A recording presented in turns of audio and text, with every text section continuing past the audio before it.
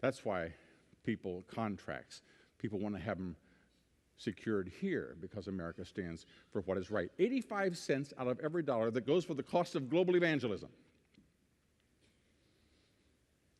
4% of the world, the United States of America, we give 85 cents out of every dollar that goes for the cost of global evangelism comes from the United States of America. America is under attack not because it's evil.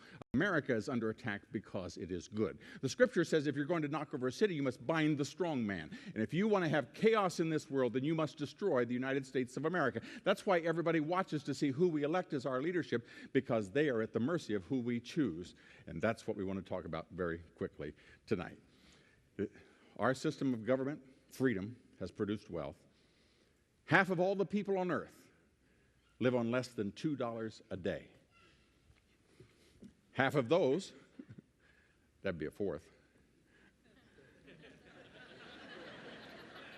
live on less than $1 a day. I saw the new president we have was talking about how that China has such far superior infrastructure than we have, and how we need to prepare to catch up with them. Well, God love him. There are more people in China living on less than $1 a day than exist in all of North America. So our definition of why has this happened, well, we have to start with a starting place.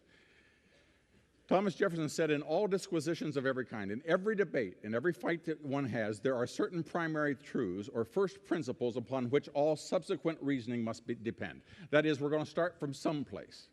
And our founders knew where to start.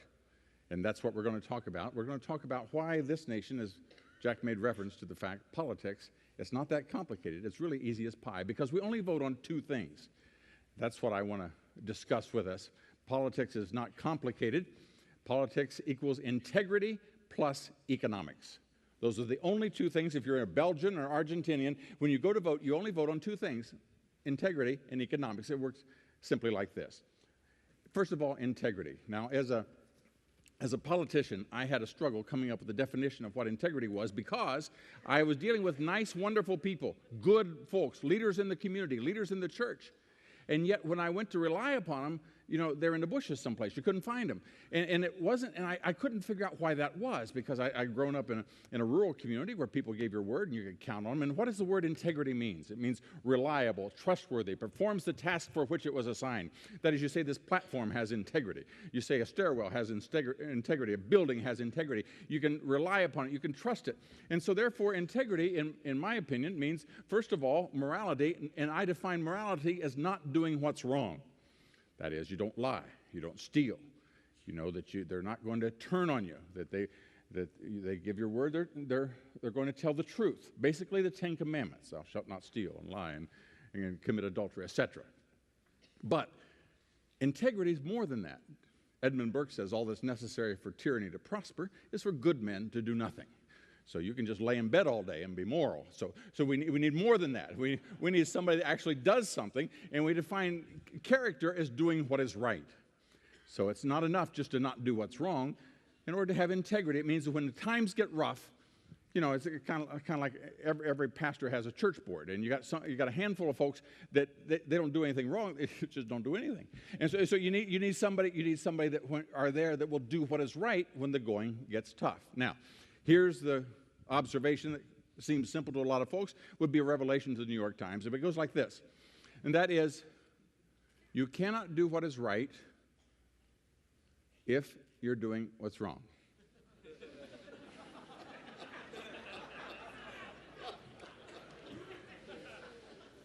So, the governor of New York, Mayor Cuomo, was on Larry King, and he said, at the president at the time, he said, I would not trust him with my sister, but I know that in time of crisis, he will do what is right for the country. No. No. If your kids can't trust you, rest assured the guy down the street isn't going to be able to trust you. I mean, you say, well, but no, it's separate. It's when he's at work. Oh, yeah, sure. You're going to say, I got this guy at the bank. He's been arrested 3 times now for breaking and entering. But when he's at my bank, he doesn't steal anything out of the door. No. Either you are a man of character or you're not. And here's the point. You can be moral and still lack character. But by definition, you cannot be a person of character and act immorally. And so you can tell. You can tell who you can trust, who can you rely upon. So enough of that. Let's go to the next point. Next point is economics, and I am going to share with you 90% of all the economics you'll ever need to know the rest of your life. It's very simple. It's right here. It is. It's not complicated. It's like this. Let us suppose that this consists of 100% of your income, a $100 bill, everything that a country makes, a city makes, or that you make. And let us say that you have a $100 bill in your pocket and you walk into a restaurant and the most expensive thing on the menu is $99. That means that you are free to choose anything in the restaurant. You have complete choice.